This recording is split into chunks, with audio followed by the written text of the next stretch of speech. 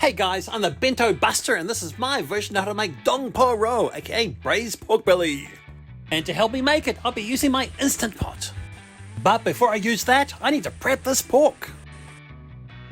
To start off, I'm going to boil these 700 gram blocks of pork belly to get rid of the impurities. This hot bath will get rid of the yucky bits and the smell. When the 10 minutes are up, transfer the pork to a wire rack and let it cool down. When it's cooled down and more manageable to handle, I'm going to cut it into large squares, like so. Next, on a slightly oiled skillet, I'm going to brown the outside of my squares. Why am I doing this? Well, there are several reasons. Number one, it's going to help retain the shape during the pressure cooking. And number two, it's going to get rid of any undesirable bits that are left on the skin. It's also going to give it some color, character, and add to the flavor. About a minute each for the top and bottom, and when you're done, they should look like this. Now I'm sure some of you are saying, hey, why are you browning them? Don't do that. Well, reality alert, some people do. Shock horror, sometimes you'll find hair in the skin, and by browning it, well, that solves the problem. So basically, if you don't want to brown them and you want your pork more translucent, then just skip it. The next step is to wrap these guys up with some butcher string and make them look like little parcels. And with the help of some editing magic, ta-da! 6 securely fastened pork belly bundles. Oh, and during the cooking process, these guys are going to string, so make sure that your string is very taut. And if you don't know how to do it, it's pretty easy. It's like wrapping up a birthday present or a Tiffany ring for your loved one. Anyway, let's move on to preparing the pressure cooker. Line the base of the pot with a layer of spring onions, like so. Next, add 30 grams of sliced ginger, followed by 2 cloves of garlic. In go a couple of bay leaves and some star anise. Oh, and don't forget your stick of cinnamon. And once they're all in, it's time to place the pork on top. Now it's time to add 30 grams of rock sugar.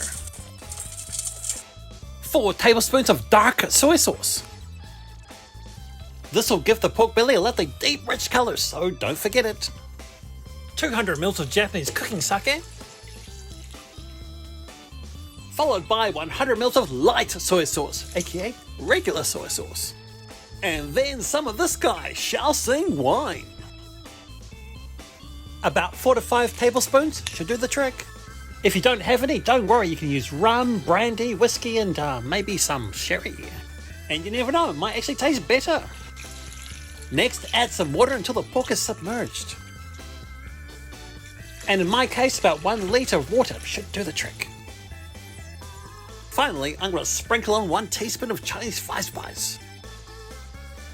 Followed by a wee bit of Ajinomoto, aka MSG. And if you want to leave out the MSG, then it's totally up to you. Okay, well that's everything inside, so now it's time to lock and load this baby. And using the meat stew mode, I'm going to pressure cook this for 20 minutes on high. When the 20 minutes are up, it looks like this. This braised pork is ready to eat now. But I'm going to use the saute function and cook these guys for another 20 minutes with the lid off. After 20 minutes, the stock is reduced, the flavour is intensified, and so is the colour. Now just take a look at that. Absolutely fabulous. And when it's plated, the finished product looks like this. The colour is absolutely beautiful. It's looking rustic and very square and delicious. And very porky indeed. I can't wait to get stuck in, but first I have to remove that string.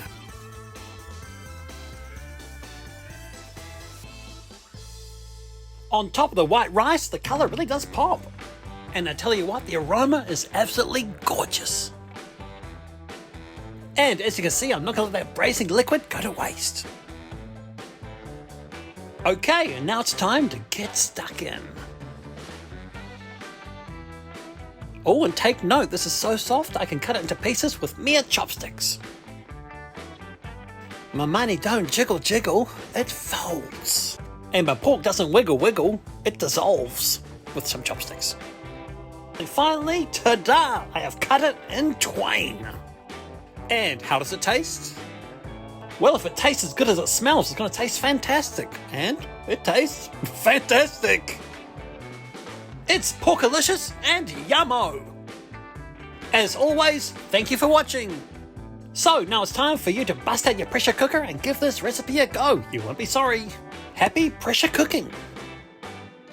And for more recipes like this, please like and follow.